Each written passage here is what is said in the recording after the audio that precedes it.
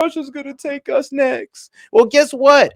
In the Ukrainian peace plan, it assures the safety of Europe. And now these guys want to come out with a proposal as if Ukraine has like some type of leverage in the war. Okay. Revised proposal. Whoop. The Kyiv delegation taking part in talks in Geneva with the U.S. over the weekend isn't even home yet. But already, Russia is rejecting the European counterproposal to Donald Trump's 28-point peace plan to end the war in Ukraine. Yeah, top EU leaders, meantime, are voicing optimism blended with caution about the newly revised proposal after the first draft was seen as highly favorable to Russia. EU leaders meeting in Angola on the sidelines of a summit with the African Union say they are committed to providing Ukraine with diplomatic, military, and economic support. Earlier, CNN spoke to the European Union's foreign policy chief, Kaja Kallas, who made reference to the White House plan that, among other things, called for Ukraine to cede territory under its control. If Russia could conquer Ukraine, they would have already done so. So to offer them something that they even haven't conquered militarily is, offering something on top of what they already have, or what they have achieved on the battlefield. We shouldn't fall into the traps to discuss all what Ukraine should give away, but bring the discussion back to the territory what Russia should concede, because they have. Then make Russia conceded. I mean, y'all are forgetting how war works. Russia got the land because they whooped ass for it, because they pushed the Ukrainian army back. The Ukrainian army cannot push Russia back. So you guys are just going to Russia and going like, well, we know we can't whoop your ass over, but can you please give the land back? Are y'all for all this demonization of Russia, you guys sure are trying to make them out to be like some nice guys right now. What? Have started this war and they are doing the killing. But no shit. Guess what? So if you want that land back, you better do some killing yourself. I'm not trying to sound brutal about this, but if you can't whoop their ass backwards, then you kind of got to shut the F up and let them have it. And if you are not want to put your boots on the ground over it, then shut the hell up about it. Don't sit there and tell Russia, oh, just give up land because we said so. Really? How delusional is that? And what, if you don't get that, then you're going to be in the way of it? So pretty much you're just going to allow a whole bunch of Ukrainians just to keep on dying because Putin don't want to give up land that you guys can't win back. That's your fault. The U.S. president hinted at big progress in the Geneva talks on a post on social media saying that something good may just be happening in Geneva. Meanwhile, the war continues. Russia attacked energy facilities across Ukraine overnight, leaving tens of thousands. Yeah, and they're still striking Ukraine. They're trying to make it worse so Ukraine collapses or falls in on itself, and they fold and they go ahead and accept the peace deal. This is what Putin's doing. He's adding maximum pressure. He's seen the peace plan. He know how Zelensky thinking. He's like, F it, we can turn up the heat right now and kind of, persuade them even more. And that's what he's doing. And it's effed up to see it, but it'd probably be better if Zelensky just give it up at this point. Because if you read the 20.8 peace plan, it actually helps out the Ukrainian people, and it gives Putin everything he wants, sadly. But it helps out the Ukrainian people and stops the war. Like, come on now. Is that not what we want? Of homes without, well, except for the Russia getting everything they want part. Power. Russia has been regularly striking Ukraine's energy grid, leaving the country without heat and power during the cold months. Let's bring in CNN State Department reporter Jennifer Hansler. Jennifer, how much optimism is there that this peace plan, obviously it's being revised, started off as this 28-point peace plan that is highly favorable to Russia, even with revisions? How much optimism is there that this potentially could lead to an end in hostilities, even a temporary one? Well, we're hearing a remarkable amount of optimism coming out of Secretary of State Marco Rubio, who led that U.S. delegation in Geneva yesterday. He came out and spoke to the press twice during the course of those meetings in Switzerland. The first time he said that it had been the best meeting, in his opinion, since the start of the discussions at the beginning of this administration with Ukraine on this matter. After those meetings wrapped up, he said there had been a tremendous amount of progress. However, he did stress that there is still work to be done. He would not go into details about what gaps remain, but he said that they would continue these intensive discussions. Listen to how he described this ongoing, evolving peace plan. there were items that we were discussing as part of the original 28, or it evolved. This is a living, breathing document. Every day with input, it changes. I can tell you that the items that remain open are not insurmountable. We just need more time than what we have today. I honestly believe we'll get there. Now, there I'll be are real with you. Even, I mean, the way Rubio looked during that whole engagement, you can tell he was uncomfortable with the plan, but he had no choice. And he knew that he was going to go out there and people were going to bastardize it. People were going to be incredibly upset, but he had no choice. I mean, what can you do? Hey, look, if Rubio was actually able to get something for Ukraine, he'd be out there chipper, happy. You would see a little bit of glow in the man's face. This man looks dull as hell, knowing that he got to sit out there and tell the world that, well, I'm gonna be real with you guys. All right, we sold y'all propaganda. We sold y'all the propaganda that Ukraine could actually win. And well, here we are with a Ukrainian peace plan that's overly weighted in Russia's favor. Why? Well, because Russia was actually winning the war the entire time. indications, though, that there have been changes from that controversial 28-point plan. We saw a joint statement put out last night between Ukraine and the U.S. Following those discussions, they said that there had been an updated and refined peace framework. Of course, that 28-point plan that came out. Yep. So in the part of the 28-point plan is that, yes, Russia will get de facto Russia would pretty much get the Lutnik, the Kherson, and the Donbass region. So Donetsk region and Zaporozhye. Now, this is going to be split. They're not going to get all of Zaporozhye, but they are going to keep this line as it is. So this little part of that region will remain Ukraine, but all this right here will be Russian. And they will split the power generation of the nuclear power plant in this region as well.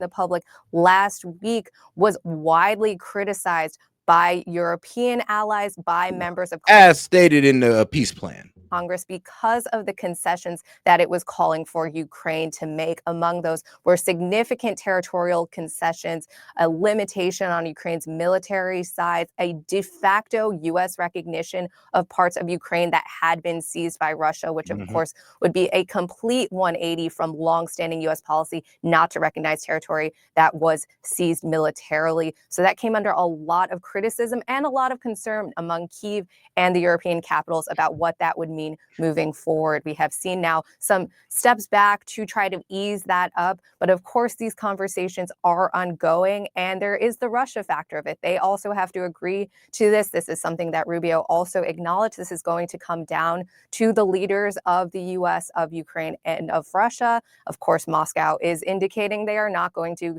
also give up any concessions, especially when the 28-point plan was so favorable to them to begin with. So we're going to see what happens here. I should note, guys, also, President Trump last week had indicated he was giving Ukraine until Thursday to accept any sort of plan. Rubio yesterday suggested that timeline could shift here. Guys? I mean, shoot, he just bombed them today, so I don't know about that. It seems like he's trying to speed up that timeline. He's Putin trying to see if he can get Zelensky to quit tonight, at this very second. So, yeah, guys.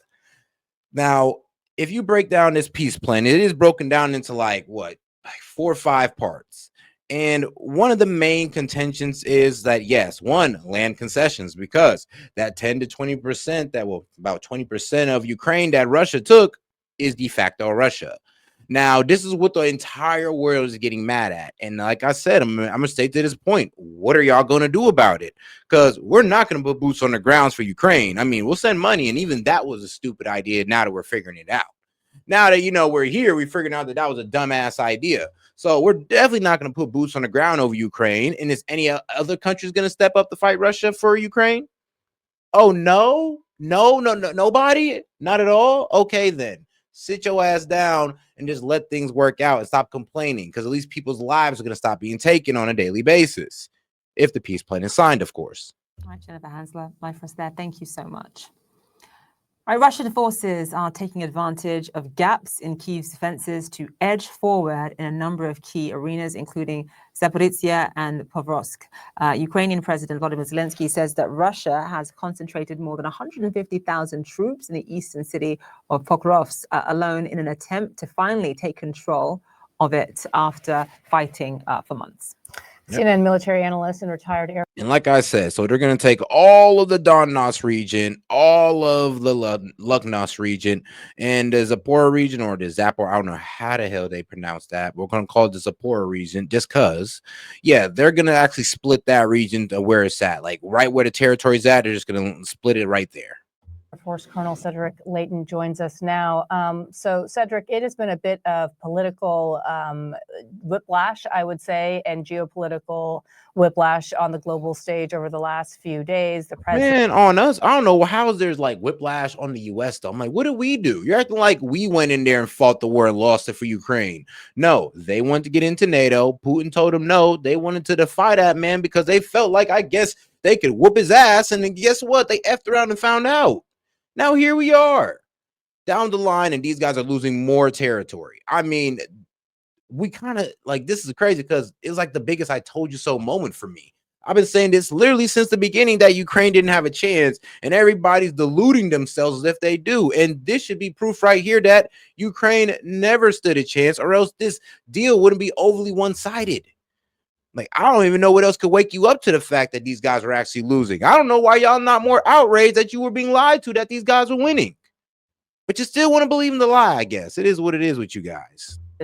just over the weekend, chastising Ukraine once again for what he says is not being grateful and thankful enough to the United States. Guys, let's make sure to double tap that screen and like the video, guys. Let's get those likes up by double tapping that screen. Appreciate the support, guys. It's giving them an ultimatum until Thursday, and now you have Secretary of State and National Security Advisor Marco Rubio coming in and saying, no, there's going to be a revised plan, and the talks have been productive, and they're moving on from that original 28-point plan that was highly favorable to Russia.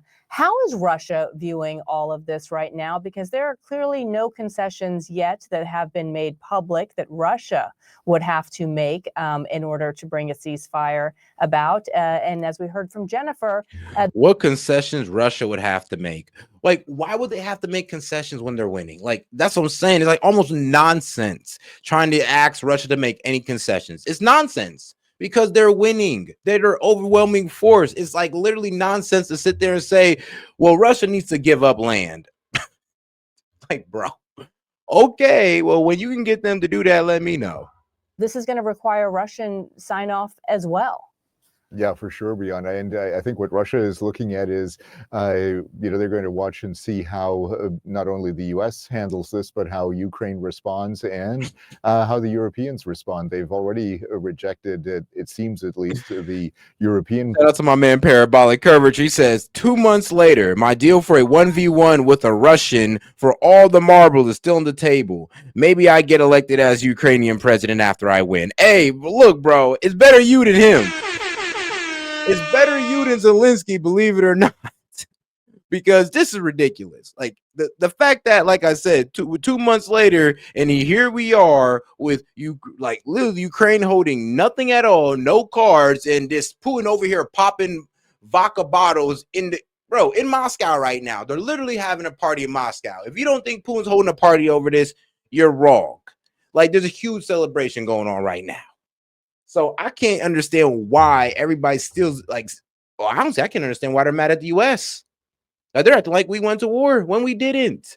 If anything, you guys should be mad at NATO. How come NATO catches no flack for this when they're the ones that try to bring in Ukraine at Putin's disgust or at Putin's dissent? They wanted to go against Putin and they effed around and find out. Why is there no blame to NATO? Why is it on us? I remember when somebody in the chat going like, we should go over there and die for Ukraine. I'm just like, why we gotta die? Why it gotta be us? Proposal. They may not have a full understanding of it yet, but it seems like they're rejecting it already. So what you're seeing, I think, is Russia just saying, let's see what they're going to do here, and we will just draw things out, because Russia thinks that it can actually win this militarily. That may not actually be true, but they're looking at this from the standpoint of the successes that they've achieved around Pokrovsk, the fact that there are Russian incursions in Zaporizhzhia, as Zane mentioned. And so these are the kinds of things that will give them a bit of confidence. They think they can weather this. I mean, see, it's like Bro, behavior bender, bro. Come on now. I understand that this hurt your feelings a little bit, or that not even say hurt your feelings, but you are in disgust over this. But let's be reasonable, brother. Let's be reasonable. They're like, it doesn't matter. They're still losing their land. If they sign this peace deal, they got to cut their military by 600,000. They lose land. Russia gets back into the global economy. Does it even matter that they held them off this long at that point? They held them off for 4 years, and what they get out of it, besides thousands of dead bodies, thousands of dead soldiers, what they get out of it? Tell me. Exactly. Storm. They think that they can, God in damn essence, split the U.S. from Ukraine and actually split the Europeans off as well. So that's really what they're doing here. They're in essence trying to adopt a strategy of divide and conquer on the diplomatic field, along with what they're doing on the military campaign aspect of this. All right, and we know There that is President that. Zelensky has been very reluctant Okay, well, there is that. There is that, though. Billions of US dollars. There is that. to lower the conscription age because of concerns that it would have on demographics already strained in the country, as well as the economy overall, which leads to one of the demands in this 28-point plan in the original document, that Ukraine would cut its military force to about 600,000. Many Ukrainians view this as not only a non-starter, but also an example of Russia not being serious about a ceasefire, because why on earth would they demand that? Because they want to make sure that Ukraine does not have the ability to attack them. That's what it says. I mean, And here's the thing. I mean, didn't you expect this to come when they're the losing army? They're gonna have to. I mean, let's be real. The winning army usually asks that side to cut their military force. I mean, we did it to Japan. I mean, we didn't do it as vicious. I mean, we did Japan dirty. We said you can't have not no army. I mean, these guys still get an army just 600K. So, they can never oppose Russia again. Like, that's what it's pretty much all about, to be quite honest. So it's not, though, him wanting their army to be cut is not saying that, oh, Putin's going to attack again. Because if you actually read the peace deal, you understand that if Putin attacks them again, not only will the land that is now de facto Russia be unrecognized, but all sanctions will be brought upon Russia again. You think Russia want to go through that? You think Russia want to keep going through these sanctions? No, they want to get welcomed back into the global economy. I think one of the main things that actually brought Russia to the table is, you know what, you say you're going to let us into the global economy. Ukraine will never become a part of NATO. All right. We won't attack them again. Just cut their military down by half. I mean, hey, trust me, it's not. So them cutting down the military is not pretty much saying that, oh, we're going to attack them again. I mean, let's be real. They could just do that now and wipe out their entire military if that's the case. So no, the demand to cut Ukraine's military does not mean that Putin's setting up to attack them again. The Ukraine's military be cut so drastically if there weren't plans sometime in the future to once again reinvade. Yeah, it's clear that the Russians want to reinvade, and they haven't abandoned that particular plan. It's part of what amounts to their national strategy, and President Putin's goals.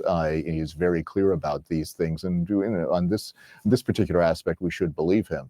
It is one of those areas where it kind of harkens back to what happened to Germany after World War I, when you had the Versailles Treaty. Except the big difference is that Germany was an aggressor nation in World War I. Ukraine here is not the aggressor nation. In fact, it is the victim of aggression. And to have the victim give up a large portion of its forces, a large portion of the manpower of its forces, really puts them on the back foot. At least the attempt would be to put them on the back foot. And that it would really mean that what they want to do is. Oh God, let's not forget to double tap that screen and like the video. Appreciate the support, by the way. But let's not forget to double tap that screen. You have any questions, comments, jokes, or disagreements? I'll be happy to read it out loud and, of course, engage with it. It's a great way to keep the stream going longer. So shout out to my guy Parabolic Curvature for starting us off. But all right, now let's get into the next video as Zelensky. Let's hear from Zelensky and let's see what he has to say, because it's going to sound real sad and pathetic, sadly. We do have breaking news out of Ukraine. The country's Air Force says that Russia is launching a ballistic missile attack tonight on Kyiv. This follows a drone strike on Kharkiv yesterday. Even so, both the U.S. and Ukraine say progress is being made on a plan to end the war. President Trump says that something good may be happening following intensive talks in Geneva over the weekend between U.S. and Ukrainian officials. Secretary of State Marco Rubio called meetings productive and meaningful, and Ukrainian President Zelensky is now striking a more optimistic tone. Дипломатія активізована. Це добре. Diplomacy has been activated, which is good, very good. We expect that the results will be the right steps. The first priority is reliable peace, guaranteed security, respect for our people, respect for everyone who gave their lives defending Ukraine from Russian aggression. Negotiators are working off the 28-point ceasefire plan that President Trump presented last week, which calls for Ukraine to give up territory, reduce the size of its military, and promise not to join NATO, demands that Russia has made all along. That plan is now being modified, but Vladimir Putin may nix any agreement, and President Trump's initial demand that Ukraine agree to a plan by this Thursday now appears flexible. So there is a lot in flux and much to discuss with Brett McGurk, CNN global affairs analyst who has served in senior positions under the last 4 presidents, including President Trump. Brett, always great to see you. Look, you've been on the inside, now from the outside. Can you tell where things are headed? Is this moving away from that very pro-Russia 28-point document? Yeah, John, I spent some time at that Intercontinental Hotel in Geneva where a lot of deals, many times in secret, are done. I was struck by the room there. You had about 10 people on each side. It's kind of hard to get things done with that group. But look, it looks like there was some progress made. You know, over the weekend, John, this is what makes foreign policy both so interesting and so complicated. It's not just the president. He has primary authority in foreign affairs, but there are other actors, particularly here. And if you even go through that 28-point plan that came out last week, there's a role, John, for Congress because it calls for lifting sanctions on Russia. Those are congressionally mandated sanctions. You can't do that without Congress. There's a role for Europe. It talks about using frozen funds that are in Europe. Europe has a say in that. There's a role for NATO. Oh, yeah. Europe has to use about $100 billion of frozen Russian funds to help rebuild Ukraine. So, you know, there's a plus for Ukraine. You know, today they're going to rebuild it. Like they're going to revitalize it. It's all good, man. Everybody's going to put in on rebuilding Ukraine. Even Russia. I mean, you know, not intentionally, but by frozen assets that will release to Ukraine. NATO has a say, and of course, Ukraine has a say. So what you saw over the weekend was all these other actors get involved and say, hey, wait a minute, we need some changes to this plan. And then you had the U.S. side meet with the Ukrainians, and from what we are hearing, the plan is now significantly revised. Whether this can stop this horrific war that we all want stopped, that remains to be seen. And you can see again, John, Russia tonight launching another missile and drone attack all across Ukraine, which looks to be ongoing. You talk about people coming from different places in this not being a binary discussion. What about people coming from different places, even within the U.S. administration? Does it feel to you, like many are writing, that Secretary of State Rubio may have been in a fundamentally different place than Steve Witkoff was, who was playing point on this 28-point plan? You know, it seems like that, which is not totally abnormal when you have a complicated negotiation like this. But I was struck by one of the readouts from the U.S. side yesterday said the first part of the day was focused on coordination. But all right, now we didn't spend enough time on Ukraine, so we're going to go ahead and move on to the next story. Now, White House, well, guess what, guys? The White House is go ahead proposing a Trump's healthcare plan. Well, we'll see where this goes. Yes, Trump proposal framework. Yes, no more $0 premiums and new income limit. Trump reveals new healthcare proposal as ACA premiums set to soar. And yes, even with the Obamacare healthcare subsidies, healthcare premiums will still go by 18-30%. Without them, they're going to double and triple. So trust me, I know you'd rather an 18% increase than seeing a double and triple in your healthcare premium. I know, me too. All right, now let's get into it. We're learning President Trump is planning to unveil a new health care proposal. And at this point, we're still waiting to know exactly what's in it. But we're told it could include a temporary extension of the Enhanced Affordable Care Act subsidies, which